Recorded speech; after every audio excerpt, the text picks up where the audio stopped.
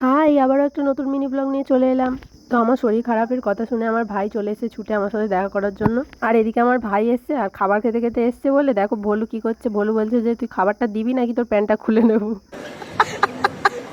আবার আমার ভাই দেখো ঝোলা হাতে নিয়ে চলে এসেছে আর বলছে দিদি তোমার জন্য খাবার এনেছি, ব্যাগ ভর্তি খাবার আছে। তো ব্যাগের ভেতরে কি আছে দেখার জন্য আমি তো ভীষণ এক্সাইটেড ছিলাম, যে আমি ভাবলাম ভাই আমার কত ভালোবাসে, আমার শরীর খারাপ বলে খাবার নিয়ে এসেছে। তারপরে তোমরাই দেখো কি এনেছে আমার জন্য। আমি এদিকে ঠান্ডায় মরে যাচ্ছি, মানে আমার এত পরিমাণে জ্বর, উঠতে পারছি না। আমার ভাই এনেছে পেপসি, বলছে দিদি তুমি এটা খাও। তার মানে ভাবো আমাকে ওপরে পাঠানোর ধান্দা সব।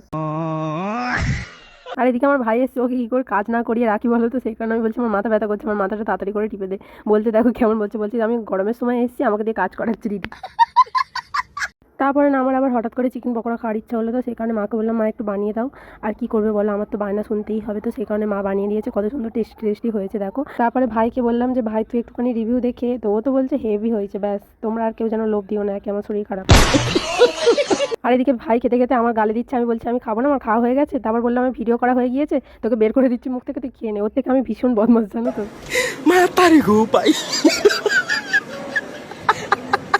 তারপর দুপুরে একটা কাণ্ড ঘটে গেছে, আমার ভাইয়ের পায়ে একটা জুতো আছে, একটা জুতো খুঁজে পাচ্ছে না। আমার ভাই কি বলছে দেখো, জুতোটা আমি আর পাইনি, বাবার মানে আমাকে বলবে বাবার তোমার জুতো। नहीं नहीं नहीं नहीं सारुण के यहाँ कुछ तो गड़बड़ है। তারপরে কিন্তু সত্যি আমরা জুতোটা খুঁজে পাইনি, অনেক খুঁজেছি, এ পাড়া ও পাড়া সে পাড়া মাঠ ঘাট সব খোঁজা হয়ে গিয়েছে, তাও পাচ্ছি না। আর এই রোদের মধ্যে কেমন মাথাটা গরম হয়ে যায় বলো তো, কে একটা জুতো নিয়ে চলে গেছে। তারপরে তো অনেক খোঁজাখুঁজির পর ওই পাড়া থেকে একজন লোক এসে বললো যে এই পাড়ায় নাকি জুতোটা ফেলে দিয়ে গেছে।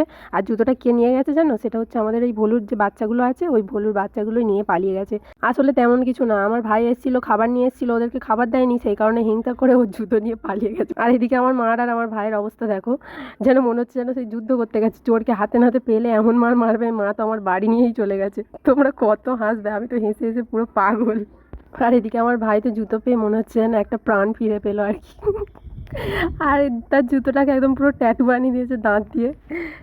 আর এই গরমের মধ্যে দেখো আমার অবস্থা একেবারে খারাপ, আমার একে জ্বর, আমি উঠতে পারছি না, তার উপরে এরকম রোদে রোদে ঘুরতে হয়েছে, কেমন মাথাটা গরম হয়ে যায় বলো তো। আর আমাদের ওই বদমাস কটা না পাকিস্তানে পাঠানোর ব্যবস্থা করতে হবে, এখান থেকে গাড়ি ফাড়ি গেলে আমাকে একটু খবর দিও তো।